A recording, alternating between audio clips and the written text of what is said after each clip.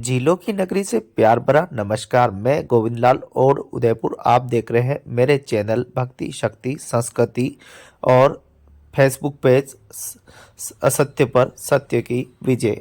तो आज मौसम बड़ा ही सुहाना है और आपको बता दें सुबह सुबह आज बादल छाए रहे और हल्की हल्की बरसात भी हुई है। मौसम भी कश्मीर जैसा बना हुआ है। बहुत ही शीत लहर ठंडी ठंडी छा रही है। तो दोस्तों उदयपुर का जब भी सर्द मौसम होता है तो आप जानते हैं कि किस प्रकार से पूरा जो उदयपुर है झीलों की नगरी है पूरा कश्मीर बन जाता है।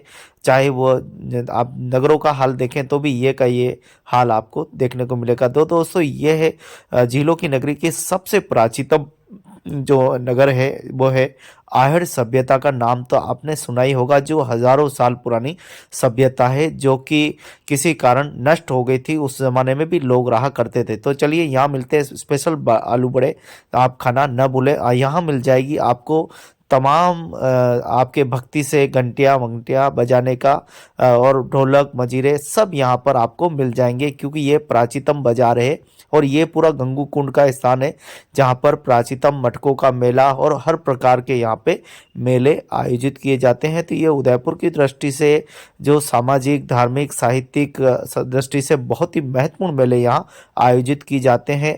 ये प्राचीन है, करीब 4000 साल से भी अधिक पुराना गंगू कुंड कहते हैं इनको।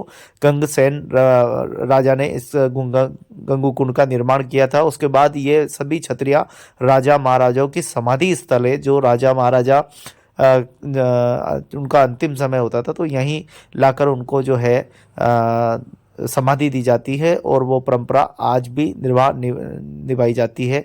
आप देखिए किस प्रकार से यहाँ पूरी जो चौकीदारी है वो व्यवस्था यहाँ रहती है, सुरक्षा की व्यवस्था रहती है ताकि कोई होनी अनहोनी नहीं हो। तो चलिए इससे थोड़ा आगे चलते हैं और हम देखते हैं आयड़ सभ्यता का नाम तो आपने सुना ही होगा। ये है 6000 वर्ष पुरानी प्राचीनतम आहड़ सभ्यता जो नष्ट हो चुकी थी और किस कारण से नष्ट हुई है ये अभी तक किसी को पता नहीं है।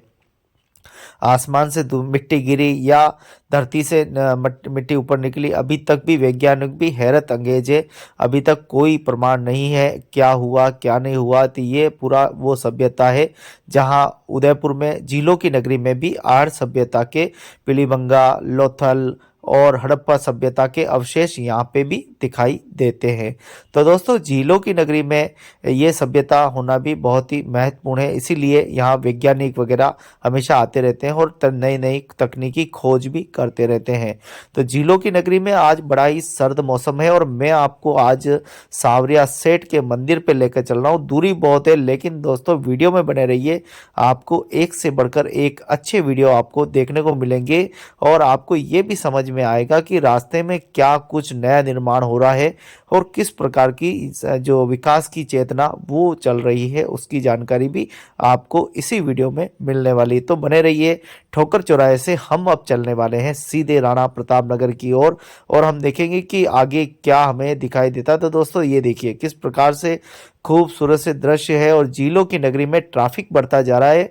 ये जनार्दन राय विश्वविद्यालय प्रताप नगर है और यहाँ पर ट्रैफिक इतना हो गया है कि एक्सीडेंट होना यहाँ स्वाभाविक है और कब एक्सीडेंट हो जाए कोई भरोसा नहीं। अभी तक यहाँ न तो ओवरब्रिज न क्रॉसिंग सही दिए गए तो लोग यहाँ बहुत परेशान रहते हैं।